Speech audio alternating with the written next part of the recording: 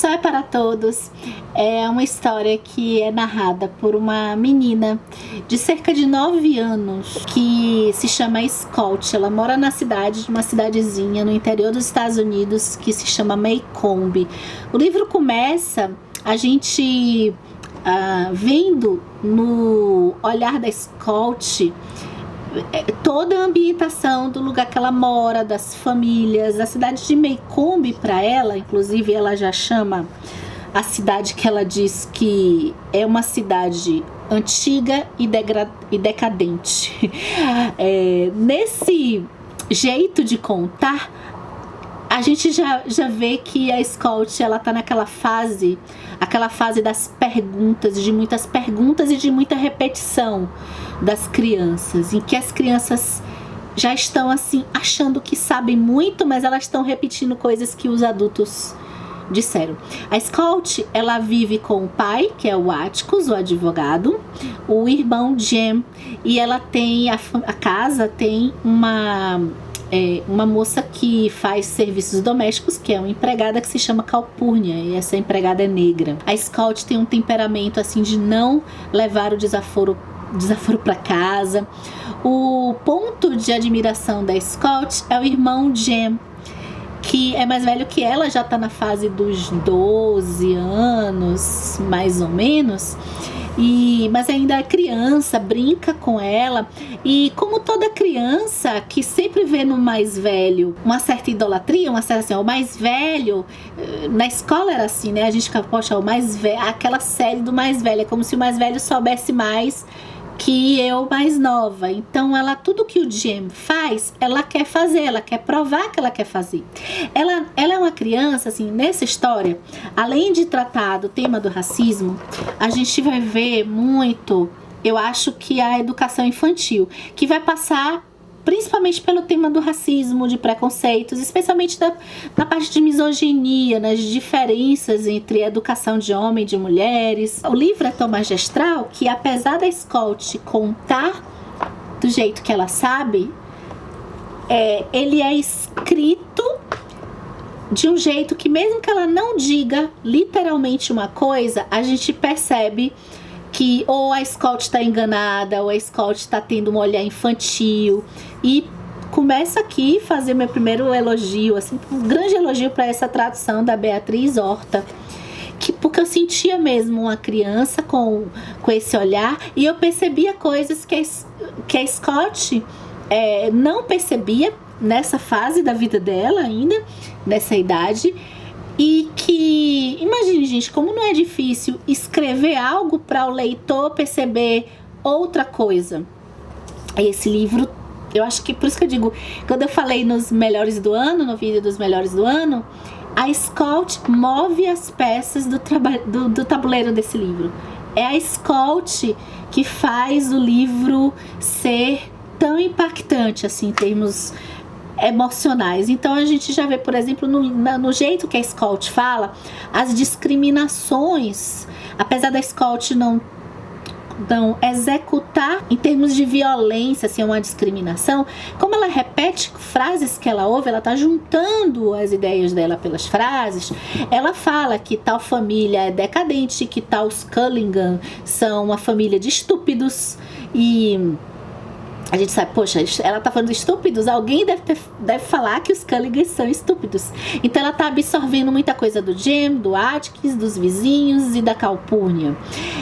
A Scott, ela não gosta da Calpurnia no começo da história. Por quê? Porque a Calpurnia, ela tá o dia todo com as crianças, e ela tá nesse papel também educativo, de, olha, Scott, lave a mão antes de comer. E na cabeça da Scott, a cabeça da criança, isso é tudo muito chato, é horrível o que ela passa com a Calpurnia. Só que daqui também a gente já tá aprendendo que ela também nutre um carinho pela Calpurnia, que vai se desenrolar assim no livro e outras coisas.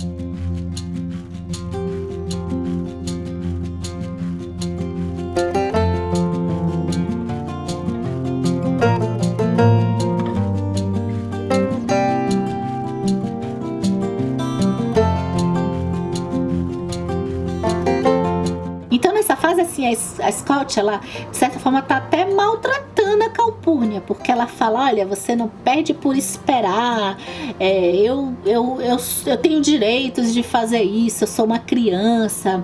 Scott, eu acho que é uma verdadeira filósofa. Eu acho que toda criança tem muito um quê de filósofa. Eu não sou filósofa, mas eu vejo assim, nessa fase da infância, essa coisa de descobrir, de perguntar, de muitas vezes tentar compreender coisas que pra gente, a gente já passou pela coisa da domesticação, a gente age sem entender por que a gente está agindo, porque são coisas que a gente aprende que tem que ser assim, e às vezes a gente não lembra por que algumas coisas a gente faz, outras a gente lembra que o pai explicou por quê, se foi o caso, né, da educação, e ela tá querendo saber por quê, e sempre ela se depara com respostas que são assim, a gente como adulto, a gente sabe que as crianças já perguntaram coisas pra gente que a gente fica assim, eu não sei o que eu vou responder pra ela, porque até eu não sei por que eu faço isso desse jeito. Na página 37,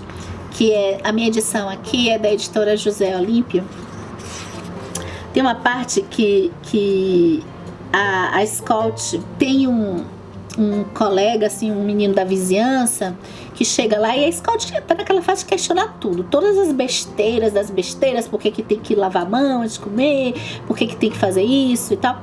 E aí esse menino que vai lá, ela diz assim, mas se esse menino é da família, acho que ele é dos Culligan, e os Culligan são estúpidos, então por que a gente tá servindo um lanche pra esse menino com o paninho, com tudo arrumadinho, e a gente não serve, vocês não servem pra mim, né? A Scott tá muito no eu. Ele não é um convidado, ele é só um Cunningham. E aí a Calpurnia tá sempre educando ela, né? Não se diz isso, não interessa quem ele é. Quem pisa aqui é convidado, e não quero você criticando toda cheia de coisa. Você pode ser melhor que os Cunningham, mas não é para ficar se achando superior. Ainda que ela seja melhor no sentido talvez até financeiro, né? Não é para ela se achar superior. Então, o Atticus e a Calpurnia vão começando aqui, assim, timidamente, numa coisa de rotina. A gente sente a rotina do dia a dia, principalmente na parte inicial do livro, até entrar na parte do julgamento mesmo. Uma coisa de rotina dela ir aprendendo a respeitar as pessoas, ela ir formando as ideias que ela tem. Religião, por exemplo, né? Que ela começa a conversar, e tem uma parte que eu gosto aqui, que foi que eu falei do início do vídeo, que ela já ouve o Atticus, o pai, né? Tá sempre conversando com ele, tem vários ensinamentos bons, e ela diz assim, olha, tem gente que se preocupa muito mais com o outro mundo do que com esse, achando que tá fazendo a coisa em vida para garantir o céu lá na morte, mas na verdade esse foco na morte tá até destruindo o comportamento que faz em vida.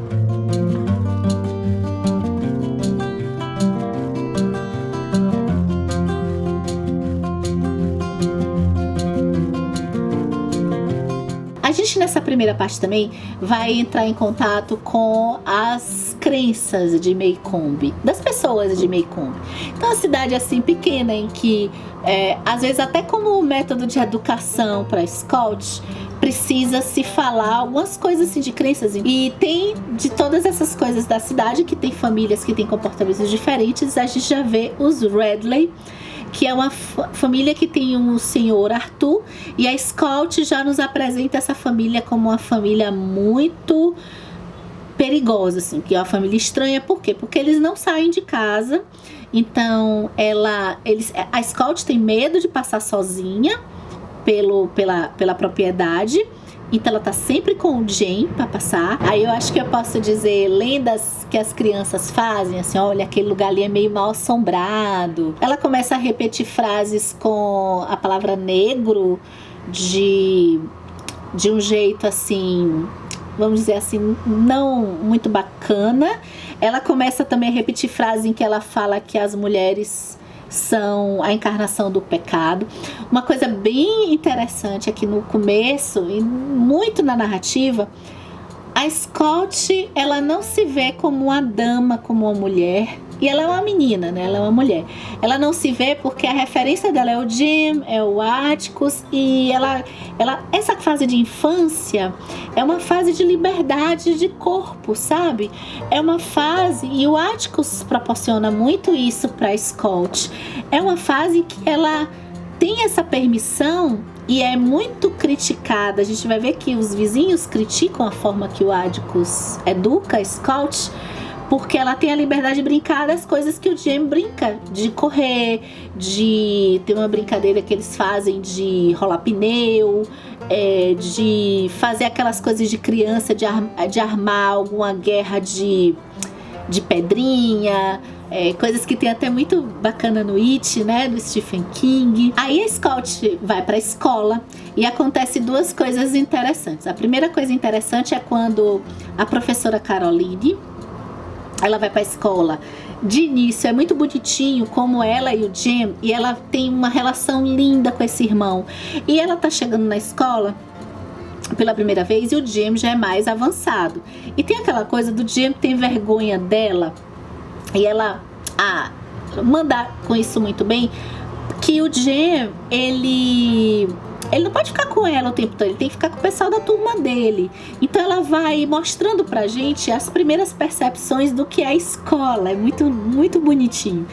E depois ela, no contato com a escola, tem essa professora Caroline e ela já sabe ler.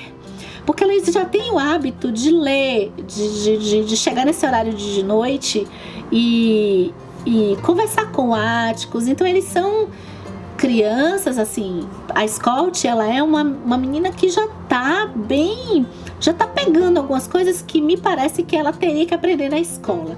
Então a professora diz assim pra ela, né, que ela não deveria ler, já ter aprendido a ler, porque ela aprendeu a ler, inclusive, lendo um negócio ligado à Bolsa de Valores, porque era o que tinha lá no jornal do Atkins, e ela leu, e a professora fica chocada como é que o pai deixou ela pegar esse jornal da Bolsa de Valores para ler, mas que coisa, e que o papel da educação é o papel da escola.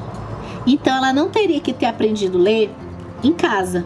Ela manda até um recado: diga para seu pai que você vai aprender, que tem que aprender a ler aqui, e não já vir sabendo ler. Já coloca assim uma coisa pra gente pensar, né? O que você acha? Eu não sei, acho que quase tudo que eu li nesse livro, eu concordei com o método do Atticus, da educação. Eu ficava encantada. O Atticus, ele vai numa linha de que ele quer que os filhos dele saiam da caixa. Ele quer que os filhos dele tenham contato com a realidade, que a cidade de Maycomb é uma cidade muito tradicional. E então ele faz isso, ele deixa as crianças perceberem as coisas como elas são e não criarem, não tá dentro de padrões ou criarem histórias, mas ao mesmo tempo a imaginação das crianças é incentivada. A outra coisa na escola que ela se depara é que, como uma cidade pequena, as famílias se conhecem, assim como a gente passa uma parte do livro assim, vendo quem é a família tal, pelo olhar da Scott. Quando a Scott chega na escola, o pessoal tem o olhar da família dela, então ela vai ver pelo outro o que pensam da família dela. E já dizem pra ela assim: olha, você é a menina que é filha do cara que defende negros, pretos. Pois é, gente. Nesse momento que a Scott, ela não leva desaforo pra casa, ela não teve ainda essa coisa de estar podada pra ser uma lady, ser uma dama, e ela vai agredir a coleguinha que fala isso, e a gente tem essa cena, nosso primeiro momento bonito, na minha edição é a página 101, com o pai, porque ela vai levar a advertência para casa de que ela se comportou mal, ela não pode sair batendo e agredindo as pessoas, porque as pessoas falam que, é muito interessante, as pessoas falam que o pai dela defende negros, e o jeito que essa criança fala é um jeito de pejorativo. Então ela tá no contexto e ela se ofende com isso, mas ela ela se ofende mais até pelo contexto de que falam, de que o pai dela defende negros, né? E depois, quando ela vai conversar com o pai, ele diz assim, ele ainda era assim, defendia pretos, né, que eu acho que deve ser nos Estados Unidos o nigger, que quando você fala preto, ainda é pior do que falar o negro. E aí a gente tem também uma aula de educação, quando ela diz assim, olha, todo mundo na escola fala desse jeito, quando ela usa a linguagem assim, de palavrões, né, então ela fala, todo mundo na escola fala assim. Aí ele, a partir de agora, todo mundo menos você. Explica por que falar desse jeito não tá certo. E ele vai chegar e vai dizer assim, fazer a conversa com ela para perceber assim, por que você tá achando que é uma coisa ruim eu defender negros? E ele vai explicar para ela que ele tá em um caso que ele defende negros. Ele começa a explicar para ela que os negros são injustiçados, que são acusados de coisas que eles muitas vezes não têm culpa. E ela fala assim, mas não são causas perdidas? E ele diz, não, mas são causas perdidas, isso não quer dizer que eu não vá tentar a justiça, defendê-los. Tudo isso com a criança nessa idade, gente, de 8, 9 anos. Então, ele fala assim pra ela que ela vai ouvir muitas coisas na escola. E a primeira lição que ela tem que aprender é não revidar o que as pessoas falem da família dela. Ela não tem que entrar para o campo da violência quando ela se sentir ofendida. E também ele faz ela perceber o que é uma ofensa, porque ela percebeu como ofensa essa coisa dele defender os negros, né, os pretos. E ele explica que isso não é uma ofensa. Eles acham que é uma ofensa, mas não é uma ofensa, ao contrário, é algo que ele se sente bem ao fazer, por conta dessa questão da justiça. Ele passa para ela já a noção de justiça, né? E ele fala, quando falarem alguma coisa nesse sentido para você, porque ele já falou, já estou defendendo um negro que é o Tom Robson, e que ele é acusado de uma coisa que ele não fez e tá tendo uma repercussão na cidade. Então ela começa a ter a noção disso.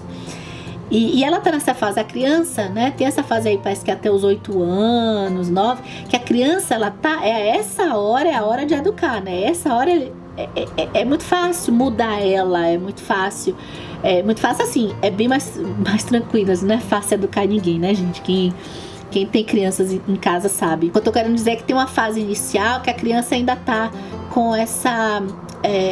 dá para se ter regras, tem a idolatria com a questão dos pais. Então ele fala, né, que coisas ela vai ouvir coisas horríveis sobre isso na escola. Então me faça o favor, quando ela ouvir essas coisas, né, levante a cabeça e abaixe os punhos.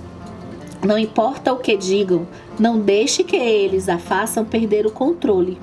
Tente lutar com as ideias para variar, mesmo que seja difícil. E assim eu termino a minha primeira parte do Vida do Sol é para Todos, que é a primeira parte porque eu acho que eu falaria por muito tempo aqui, então para vocês não se cansarem de mim falando por tanto tempo, a gente fala um pouco dessa primeira parte, a gente...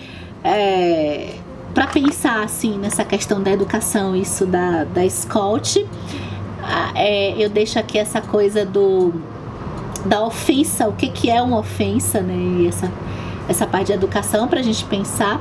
É isso.